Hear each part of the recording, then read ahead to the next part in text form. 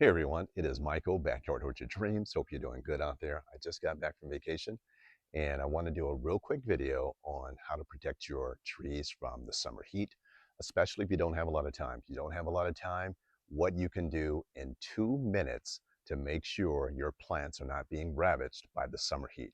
Let's get into that video quickly. Let's do it right now. All right, folks, take a look at this. This is a kiwi plant. And in your orchard, it's always good to have a bellwether plant that will tell you that it will be the first one to signal that your plants are drying out. Now, what you don't want is to wait for it to get so dried out that it becomes too dried out to be repaired. I mean, this right here is just, that leaf is gone. It's not coming back. There's nothing you can do about leaves once they get to that point. What you want to do is catch it before it gets to that kind of condition. Let's look at these. See these leaves? There's not significant browning. Those are going to be okay. Those are going to come back and be okay. But this is my bellwether plant in the orchard that when I start to see it dry out, I know that the other trees are getting ready to need some water. This is the first one that needs it. And again, you don't want to get to it too late like we've done here.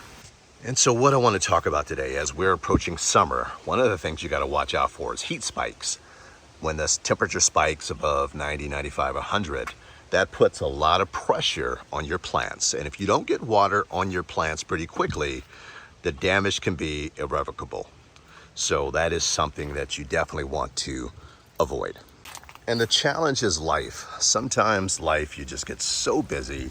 You don't have a lot of time. You may not have the time to put the 10, 15 minutes or so into watering, and you let it go for 2 or 3 days, and you look up, and that plant is beyond recovery. And so my quick tip for you today is just what I'm doing here. I'm watering this plant.